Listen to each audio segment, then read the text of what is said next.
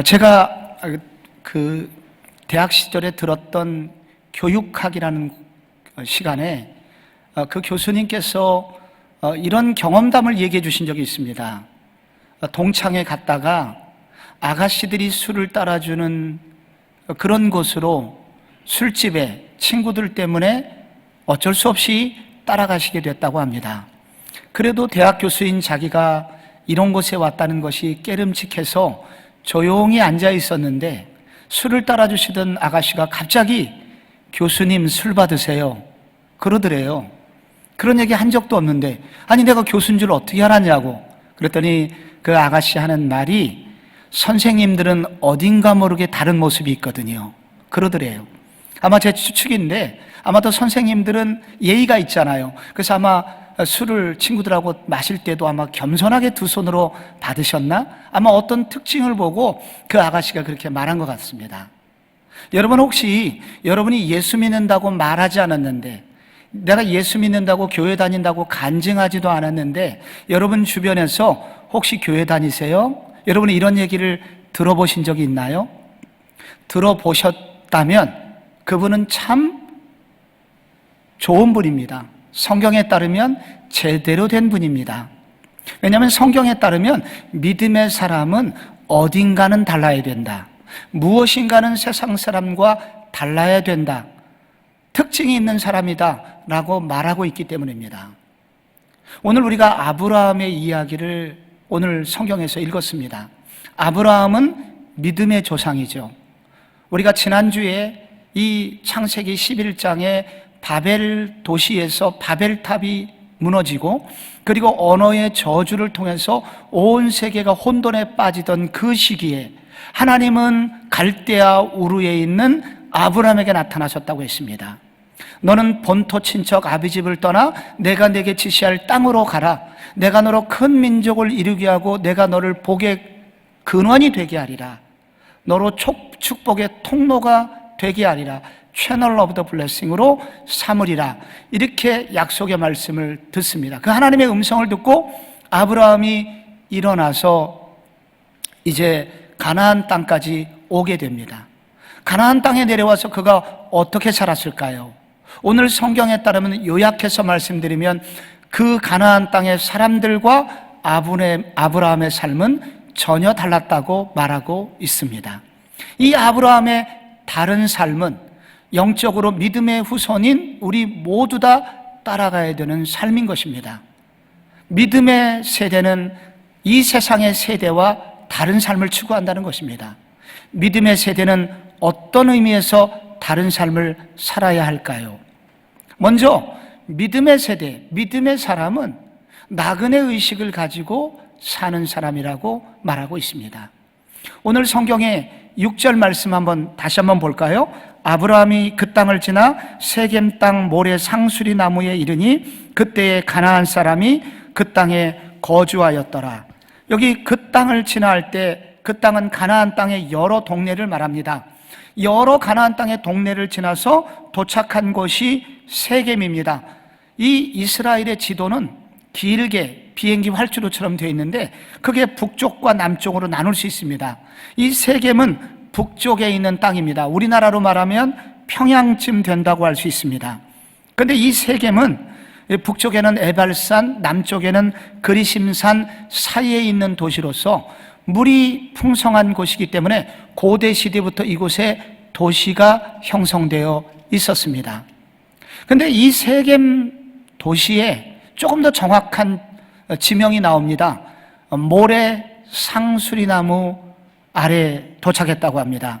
여러분 여기 모래라는 단어 뜻은 점괘를 말해주는 그런 뜻입니다. 상수리나무, 이 상수리나무는 그 지역의 랜드마크와 같은 곳이라는 것입니다. 그 도시에 큰 상수리나무가 있었고 그래서 고대 시대의 사람들에게 바로 그 상수리나무 밑은 많은 사람들의 약속 장소가 되기도 하고 점괘를 말해주는 나무라는 뜻을 보면 이 나무 밑에서 시골의 성황당처럼 종교적 제의가 그렇게 벌어졌던 곳이라는 뜻입니다. 우리는 보통 랜드마크, 서울의 랜드마크 광화문이죠. 광화문 교보 빌딩 밑에서 만나자, 세종문화회관 앞에서 만나자. 바로 그런 장소들은 그 도시의 랜드마크 같은 곳입니다. 강북을 여러분이 강남에서 버스를 타고 오면 잠에서 깨면 성복중앙교회가 보이면 이제 강북의 초입에 와 있구나. 이것은 성복중앙교회 이 대리석 건물은 많은 사람들에게 랜드마크 같은 곳입니다. 이 모래상수리 나무는 바로 그런 곳이었고, 그 의미는 바로 이 세겜 도시의 중심이었고, 상수리 나무 그 배경으로 해서 많은 도시들, 마을들이 형성이 되어 있으며 이곳에서 종교적 제의도 벌어졌다는 것입니다. 조금 더 자세히 성경은 계속 말하기를 그곳에 가나안 사람들이 거주하였다라고 말하고 있습니다. 아니, 가나안 땅에 가나안 사람이 사는 거 너무 당연한 것 아니겠습니까? 왜 이런 말씀이 여기 기록되어 있을까요?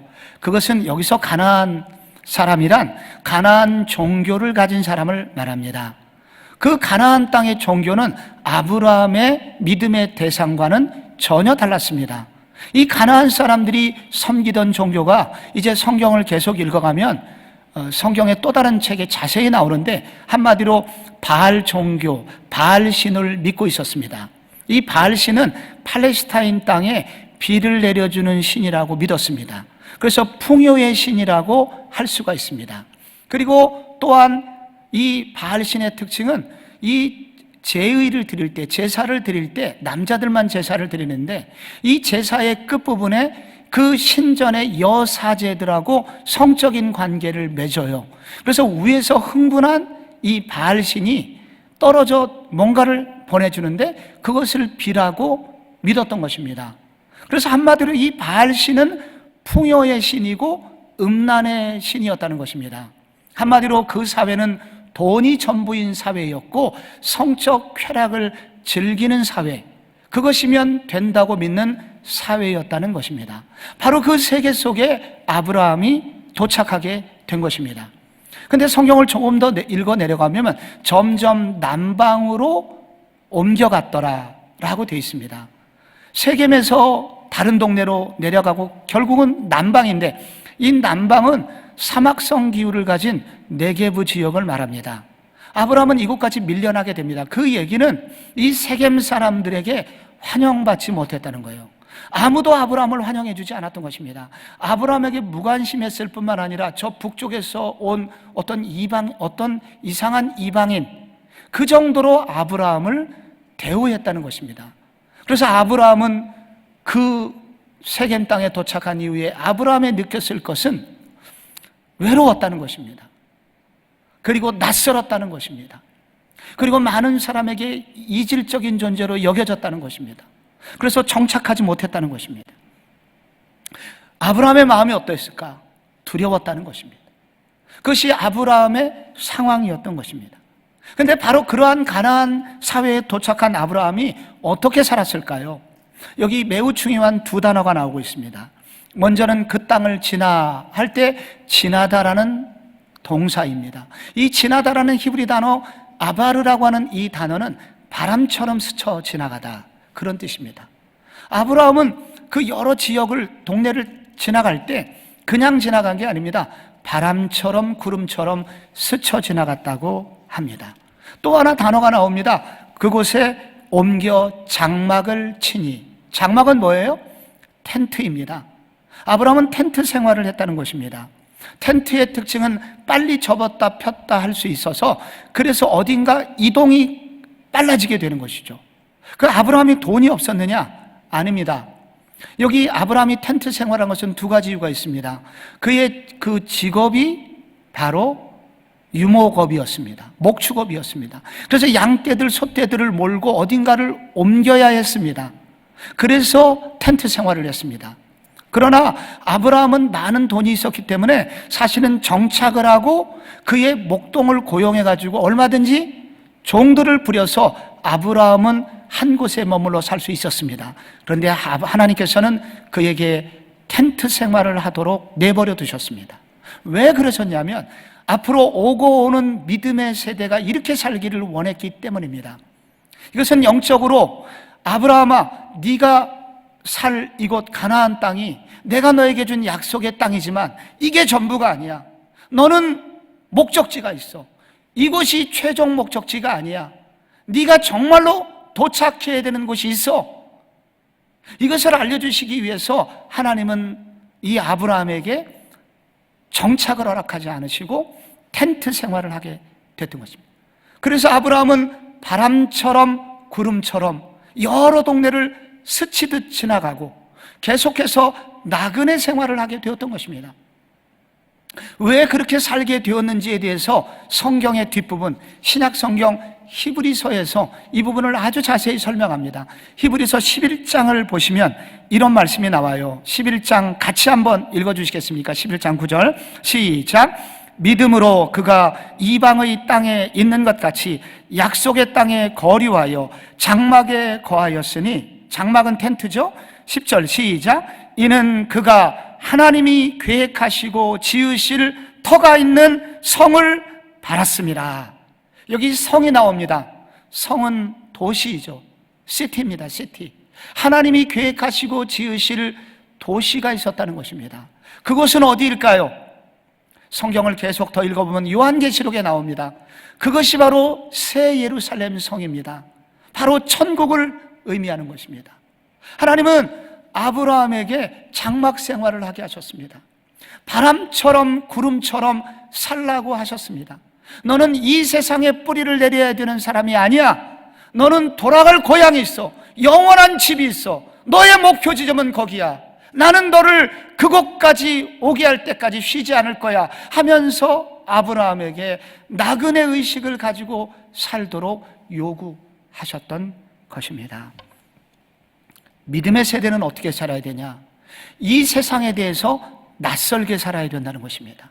이 세상이 너무 좋아서 눌러앉도록 그렇게 이 세상에 많은 것을 너무 많이 투자하고 살고 이 세상이 너무 좋아서 떠나고 싶지 않은 그런 삶을 살면 안 된다고 말합니다. 우리의 머물러야 될 곳은 세겜이 아닙니다. 물 좋은 동산이 아닙니다. 우리가 정말로 가야 될 곳은 어디입니까? 저 높은 곳입니다. 저 높은 곳을 향하여 우리는 오늘도 세상 사람과 다르게 살아야 한다는 것입니다. 요즘도 교회에서 수련회 가자고 그러면은 남학생들은 비교적 어려움이 없는데 여학생들은 수련회 가면 좀 어려워해요.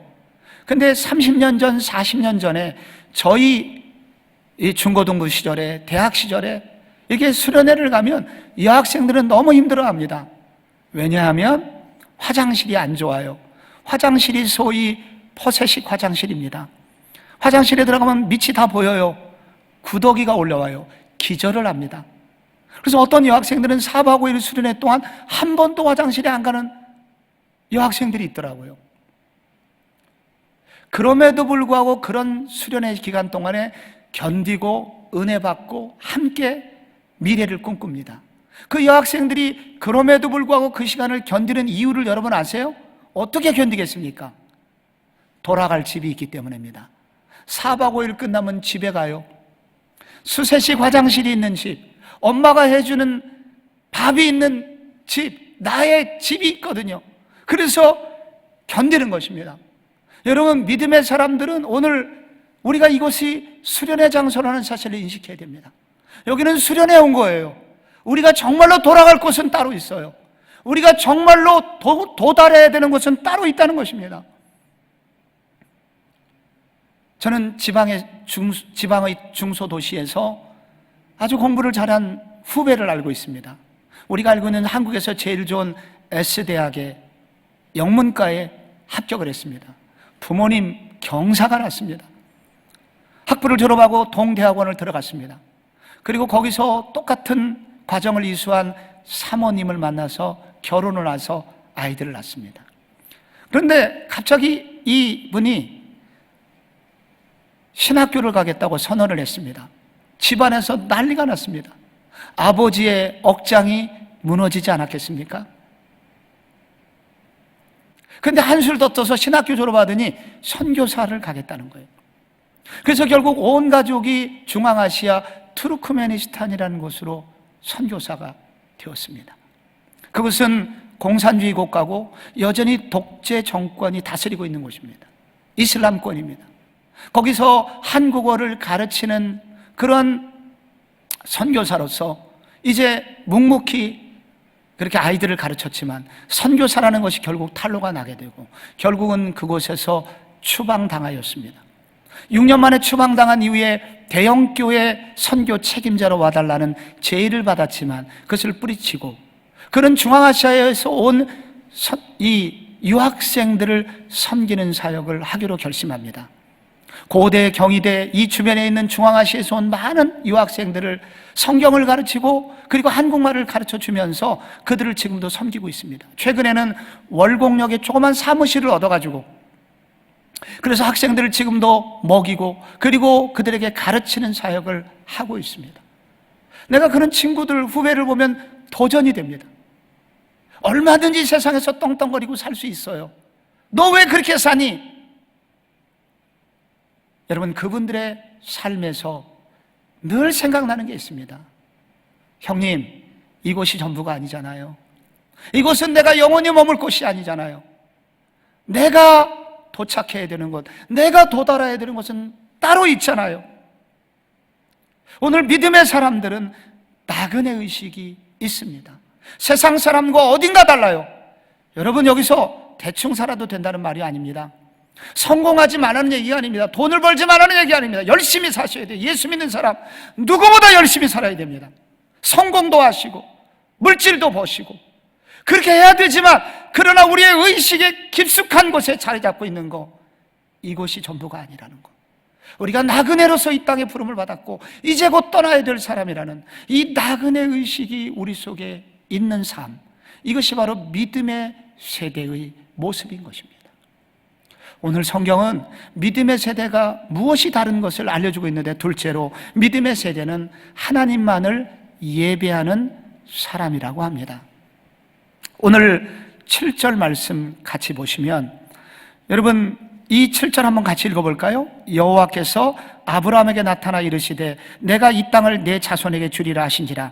자기에게 나타나신 여호와께 그가 그곳에서 제단을 쌓고 거기서 베델 동쪽 산으로 옮겨 장막을 치니 서쪽은 베델이요 동쪽은 아이라. 그가 그곳에서 여호와께 제단을 쌓고 여호와의 이름을 부르더니. 여기 무슨 단어가 나옵니까? 제단을 쌓았다는 단어가 2번 나오죠. 예배를 드렸다는 것입니다. 이름을 불렀다는 것은 예배를 드리면서 기도했다는 의미죠. 그리고 찬송, 여호와께 찬송을 드렸다는 의미입니다. 그래서 제단을 쌓으면서 그런 예배를 드렸습니다. 그런데 여기서 아브라함이 예배를 드렸다는 것은 어떤 의미를 가지고 있을까요? 바로 그 상황 속에서 아브라함이 예배를 드렸어요. 지금 아브라함이 어떤 상황이죠? 두려운 상황이잖아요. 그래서 여기서 아브라함이 예배를 드렸다는 의미는 이런 뜻입니다. 눈에 보이는 현실보다는 하나님의 약속을 신뢰하겠습니다 라는 신앙의 고백이 바로 예배인 것입니다. 아브라함이 하나님의 음성을 듣고 그 좋은 곳 갈대아 우르를 떠났습니다. 본토 친척 아버지의 집을 떠났습니다. 그런데 하나님이 약속하신 땅에 와보니까 준비된 땅이 아니었습니다. 낯설고 물설고 아무도 환영해 주지 않고 문화적으로는 너무 이질적이고 바로 그런 냉대받는 곳이었습니다. 그래서 두려웠단 말이에요. 그렇게 두렵고 이게 정말 하나님의 뜻이 맞나? 이렇게 고민하고 있는데 하나님이 임재하신 것입니다. 이 땅을 내 자손에게 주리라. 나는 너에게 약속을 지킬 거야. 너와 함께 할 것이고 반드시 이 땅은 내 자손 거야 라는 그 약속의 음성 들려옵니다. 그때 아브라함이 예배를 드립니다. 제단을 쌓습니다. 그래서 이 예배는 바로 하나님의 약속에 대한 아브라함의 응답입니다. 주님, 약속을 신뢰합니다. 내 눈에 보이는 것들은 두려움 뿐이고 내 눈에 보이는 것은 지금 냉대와 그리고 내 눈에 보이는 것은 이렇게 타락한 문화 속에서 살아가야 되는 것이지만 그러나 영원하신 하나님이 약속하시니 주님의 약속을 신뢰합니다. 그리고 예배를 드리는 것입니다. 그래서 아브라함의 예배는 보이지 않는 하나님을 신뢰하겠다고, 눈에 보이는 현실을 의지하지 않고 보이지 않는 영원한 하나님을 의지하겠습니다 라는 신앙의 고백이요 결단인 것입니다. 여기에 또 하나의 의미가 있겠죠. 그것은 이 타락한 세상 사람들과는 다르게 살겠습니다, 세상과 다르게 살겠습니다라는 믿음의 결단이 여기 들어 있습니다. 이 세겜 사람들의 특징, 가나안 사람들의 특징은 풍요의 신을 섬깁니다. 그들의 우상은 풍요, 곧 돈입니다. 돈이면 모든 것이 됩니다. 그리고 나머지 시간은 쾌락을 추구하면서 삽니다. 음란을 추구하면서 삽니다. 주님, 저는 이 세속사회에 살면서 세상 사람과는 다르게 살겠습니다. 매혹적인 삶, 자극적인 삶이 아니라 하나님을 예배하며 살겠습니다. 아브라함도 어떤 면에서 그 땅에 정착하고 싶고 유혹받을 만하지만 그가 이렇게 예배의 방식으로 응답했을 때 아브라함이 결국 그런 삶을 살게 됩니다. 여러분, 이 예배의 결과 무슨 일이 생겼을까요? 처음에는 별일이 안 생겼습니다. 예배를 드린다고 해서 당장 세상이 무너지고 악한 사람들이 심판을 받고 믿음의 사람들이 성공하고 그런 얘기는 성경에 나오질 않습니다. 여러분, 예배를 드렸지만 별일이 벌어지지 않았어요. 그런데 여러분, 예배를 통해서 변화된 게 있었습니다. 그것은 아브라함의 내면이었습니다. 아브라함이 예배를 드리면서 아브라함이 영적으로 용기를 얻습니다. 세상을 살 힘을 얻습니다. 그래서 다음 동네로 이사를 해가지고 거기서 다시 텐트를 치는 얘기가 나옵니다. 계속해서 세상을 살아갈 힘과 용기를 얻습니다. 거기서 또 예배를 드립니다. 처음에는 별로 표시가 나질 않습니다. 그런데 일정한 시간이 흐르자 너무나 다른 차이가 생기기 시작합니다. 결국 여러분, 세월이 흐르자 아브라함은 어떻게 됐습니까? 우리가 알고 있는 믿음의 조상이 됐습니다. 너무나 존귀한 하나님의 사람이 된 것입니다. 너무나 멋진 믿음의 세대를 이루고 많은 믿음의 후손들을 두게 된 것입니다. 그런데 여러분, 가나안 사람들은 어떻게 됐을까요? 가나안 사람들에 관한 400년 혹은 500년 후의 기록이 레위기 18장에 나옵니다. 여러분이 레위기 이 부분을 읽어보면 이 구토가 나옵니다. 너무 더럽고 참혹해서 차마 읽을 수가 없습니다. 이 세상에 도색잡지나 음란 포르노가 있어도 이것보다 심하진 않을 겁니다. 그런 얘기가 레위기 18장에 나옵니다. 거기에는 이 동성애는 물론이고 근친상관, 수관, 말로 할 수 없는 악한 일들이 나오거든요. 그런데 거기 레위기 18장 24절에 여러분 이렇게 요약이 됩니다. 너희는 이 모든 일로 스스로 더럽히지 말라. 내가 너희 앞에서 쫓아내는 족속들이 이 모든 일로 말미암아 더러워졌고 그 땅도 더러워졌으므로 내가 그 악으로 말미암아 벌하고 그 땅도 스스로 그 주민을 토하여 내느니라. 왜? 여러분, 그 땅이 너무 더러워가지고 이 가나안 땅, 이 집안이 그런 사람들을 떠받치고 있기는 견딜 수가 없어서 오죽하면 땅이 그들을 토하여 냈다고 합니다. 이런 참혹한 음란이 바로 그 후세대에 만들어지게 된 것입니다. 작년 5월에 베리타스 포럼을 위해서 한국에 와서 고려대와 저희 교회 비전 채플에서도 강의를 해주셨던 켈빈 신학교 제임스 스미스 교수가 예배에 대해서 여러 권의 책을 썼죠. 그가 예배에 대해서 정의한 것을 요약한다면 이렇게 표현할 수 있습니다. 당신이 사랑하는 것이 바로 당신입니다. 당신이 사랑해서 습관적으로 반복하는 것이 곧 예배입니다. 그런데 바로 그 예배가 바로 당신입니다. 당신이 사랑하고 습관적으로 예배하는 것, 그것이 결국은 바로 당신이 될 것입니다 라고 말하는 것입니다. 우리 모두는 누군가를 예배한다는 것입니다. 사랑하는 것을 반복적으로 할 때 그게 예배이기 때문에. 그래서 여러분, 옷을 좋아하시는 분들은 백화점이라는 예배당에 갑니다. 그리고 많은 옷들을 보면서 찬양합니다. 오, 이렇게 아름다운 옷이 또 나와구나. 이래서 그들은 쇼핑을 하면서 쇼핑을 예배합니다. 어떤 사람들은 맛집을 예배합니다. 그 어떤 사람들은 또 드라마를 예배합니다. 그래서 늘 사모하는 사람, 현빈을 사모하면서 그를 기다립니다. 텔레비전 앞에서 그가 나오기를, 그리고 나오면 환호성을 지르면서 모든 걸 중단하고 집중합니다. 게임을 사랑하시는 분은 반복적으로 날마다 게임, 바로 컴퓨터 앞에 앉아서 게임을 합니다. 그는 게임을 예배합니다. 어떤 사람들은 음란을 예배합니다. 그래서 야동을 봅니다. 그걸 보면서 예배를 하고 있는 중이에요. 그런데 그런 것이 반복되는 결과 무슨 일이 생길까요? 그래서 이 스미스 교수가 이런 책들을 통해서 이렇게 도전을 합니다. 여러분, 그것들을 예배하면 언젠가 당신은 그런 사람이 됩니다. 당신이 진정으로 아름다운 사람이 되기를 원하십니까? 아름다운 것을 예배하십시오. 당신이 고품격이 되기를 원합니까? 참으로 품위가 높으신 분을 예배하십시오.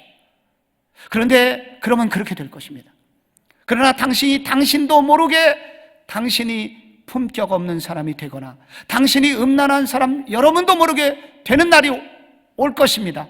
바로 그런 것들을 예배하고 반복해서 그것을 사랑하게 될 때 여러분은 바로 그런 사람이 될 것입니다 라고 경고를 하고 있습니다. 예배는 그런 것입니다. 여러분, 이번에 박사방, N번방, 이래서 이 주범들이 잡히게 됐죠. 그래서 우리는 충격을 받은 것이, 여러분, 이렇게 인간이 그 어린 소녀들의 약점을 붙들어 가지고 그렇게 성노예로 삼아서 정말로 해괴망측하고 있어서는 안 되는 끔찍한 영상물의 주인공으로 등장시키고, 그래서 그것을 통해서 돈을 벌었던 바로 그 사람이 26살밖에 되지 않은 새파란 청년이었다는 것입니다. 그리고 그의 후계자는 16살밖에 되지 않은 중3짜리 청소년이었다는 것입니다. 여러분, 그 청년은 대학에서 학보사 기자를 했습니다. 그 말은 무슨 말이냐면 지성이 있었다는 것입니다. 뭔가 생각이 있었고, 그리고 누군가를 섬기려는 사람이었다는 것입니다. 근데 왜 그 청년이 그렇게 망가졌을까요? 그가 잘못된 것을 예배하면서부터 시작된 것입니다. 그가 더럽고 음란한 것을 예배하면서 바로 그의 인생이 그렇게 더럽고 추악하고 많은 사람들을 이렇게 치가 떨리게 되는 이런 이 온 나라를 슬픔 속으로 몰아넣는 주인공이 된 것입니다. 사랑하는 성도 여러분, 여러분은 누구를 예배하시겠습니까? 여러분은 무엇을 예배하시겠습니까? 여러분, 교회를 다니고 오늘 예배 시간에 앉아있다, 이거보다 더 중요한 게 있습니다. 이렇게 예배를 드리시는 것도 잘하는 일이지만 진짜 예배는 사랑하여 반복하는 것입니다. 여러분의 이제 일상에서, 여러분 젊은이들, 여러분의 자녀들, 여러분의 일상에서 여러분은 무엇을 반복적으로 하고 계십니까? 하나님만 예배하시기 바랍니다. 하나님을 예배하시기 바랍니다. 하나님을 반복적으로 사랑하시고, 하나님을 반복적으로 사랑해서 반복적으로 성경도 배우시기를 힘쓰시고, 하나님께 반복적으로 기도하시면서 하나님을 예배하시는 분이 되시기 바랍니다. 그렇게 반복적으로 하나님을 사랑하고 예배하게 될 때 아브라함의 믿음의 세대로서 세상과 다른 삶을 살게 된다고 약속하고 있습니다. 오늘 성경은 또 한 가지를 말하고 있습니다. 마지막으로 믿음의 세대는 희망을 심는 사람이다, 이렇게 말하고 있습니다. 여러분, 성경 8절에 보시면 거기서 베델 동쪽산으로 옮겨 장막을 치니 서쪽은 베델이요 동쪽은 아이라. 그가 그곳에서 여호와께 제단을 쌓고 여호와의 이름을 부르더니. 여기 동네 이름이 몇 개 나옵니다. 우리는 여기에 별로 관심이 없지만 여러분, 이 성경의 저자, 이 성경을 기록한 모세는 매우 의미 있게 바로 이 도시들을 기록을 한 것입니다. 여기 세겜에서 쫓겨난 이 아브라함이 베델로 옮기고, 그리고 얼마 후에 아이로 옮기죠. 그리고 점점 남방으로 내려갔다고 합니다. 여러분, 베델이라는 도시를 기억하십니까? 베델은 야곱이 이렇게 아버지 이삭을 속이고 형에게 칼 맞을 위기를 당했을 때 외삼촌 집으로 도망가다가 노숙자가 되죠. 그래서 어느 날 밤 그가 들에서 잠을 자게 됩니다. 그런데 그 두려움 속에서 잠자고 있을 때 하늘에서 사다리가 내려옵니다. 그래서 천사가 오르락내리락 하는 꿈을 꾸죠. 하나님의 음성을 듣습니다. 그래서 잠에서 깨어 일어나서 그런 베고 있던 돌 위에 기름을 붓고 하나님께 기도를 드립니다. 하나님, 앞으로 이곳은 하나님의 집이 될 것입니다. 그리고 실제로 베델은 야곱이 그런 서원 기도를 한 이후에 오랜 후에 하나님, 이곳에서 큰 북이스라엘의 예배당이 여기에 지어지게 됩니다. 그래서 북이스라엘 사람들이 베델에 와서 예배를 드립니다. 그 밑에 아이라는 도시가 나옵니다. 여러분, 아이는 어떤 곳일까요? 아이성을 기억하시죠? 여호수아 7장에서 그리고 8장에서 여호수아와 그의 군대가 결국은 아픔이 있었지만 아이성 전투에서 승리함으로써 아이성은 중부 전투에서 매우 중요한 군사적 전략 요충지였습니다. 그래서 그 땅을 정복하고 난 다음에 결국 온 팔레스타인을 정복하게 되죠. 그래서 결국 이 아이는 결국 여호수아 세대에게 승리를 주는 굉장히 중요한 장소가 됩니다. 세겜, 아브라함이 처음 머물렀던 세겜으로 끝나지 않습니다.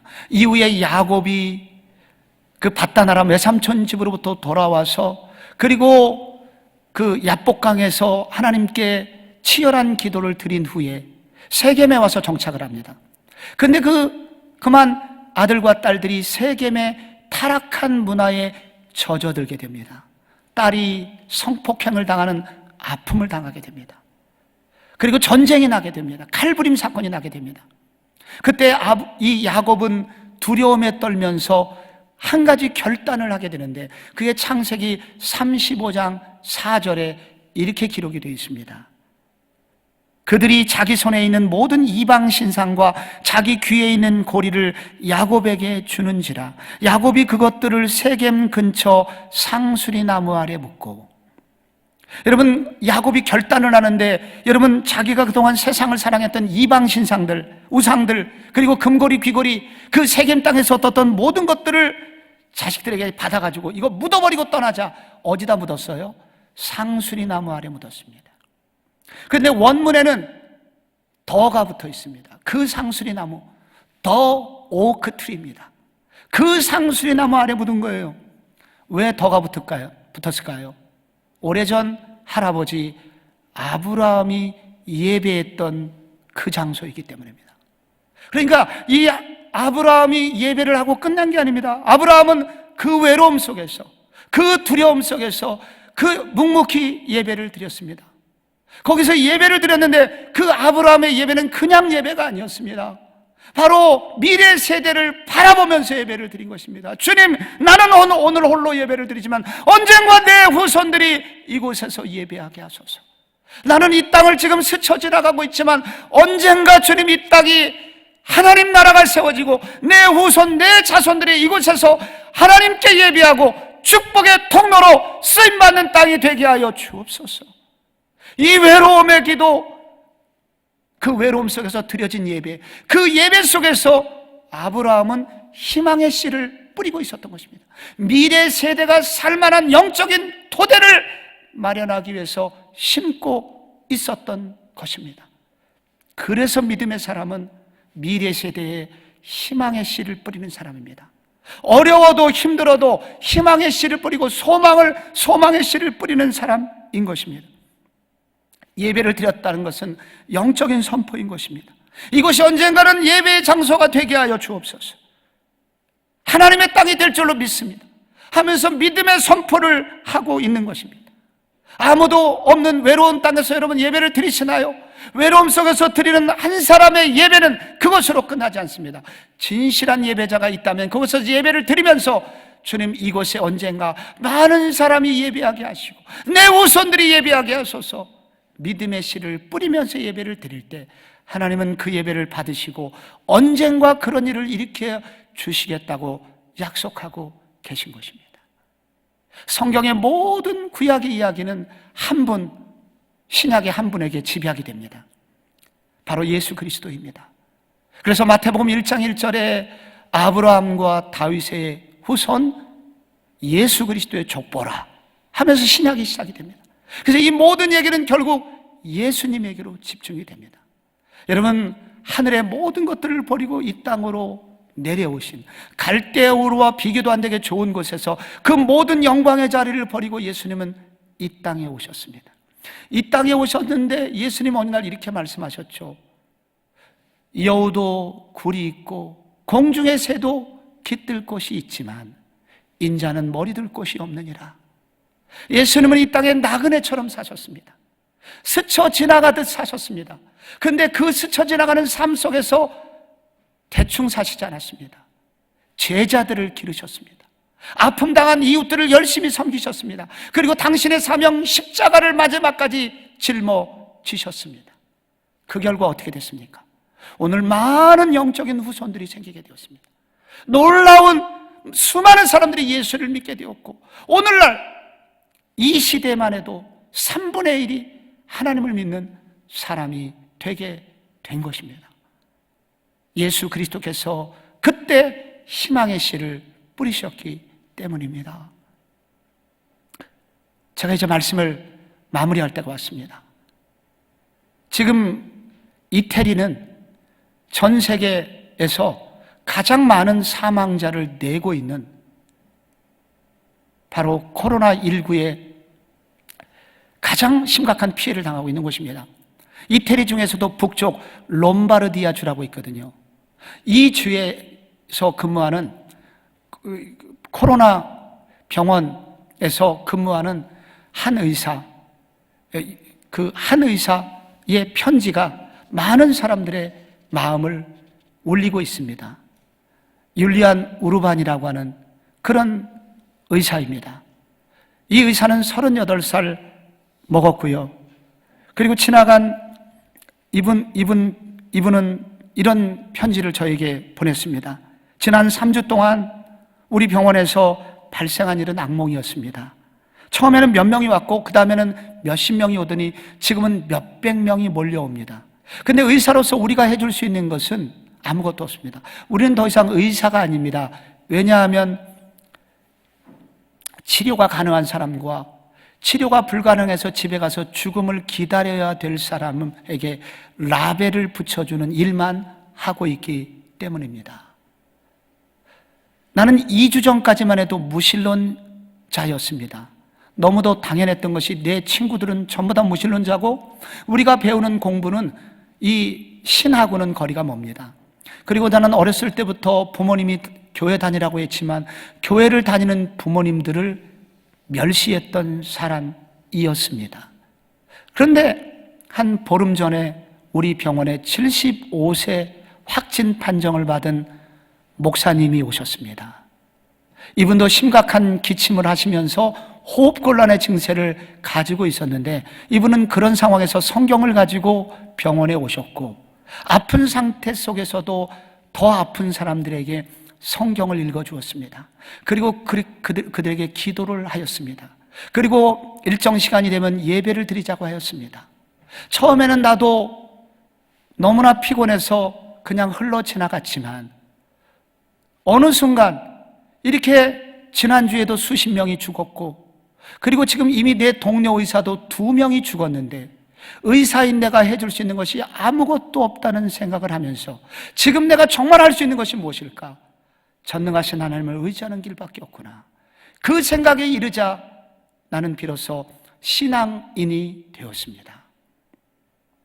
그래서 지금은 저도 틈나는 시간마다 짧은 몇 분의 휴식 시간이지만 이 사람들을 살려달라고 하나님께 기도하고 있고 내 친구들도 동참하고 있습니다.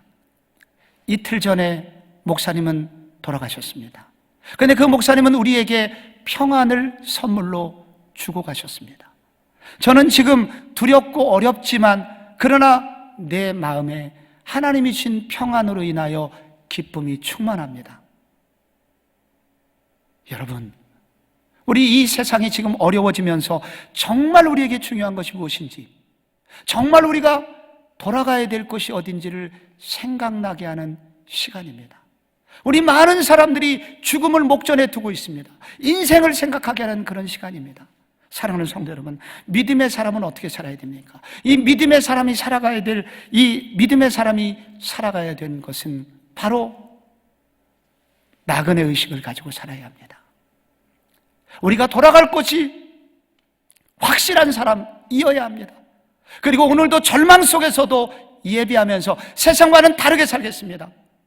그렇게 결심하면서 희망의 씨를 뿌리는 사람입니다. 오늘 아브라함의 후손으로서 믿음의 새로운 세대요, 여러분도 아브라함의 후손처럼 이 세상 사람들과는 다른 삶을 사시기를 주 예수 그리스도의 이름으로 축원합니다.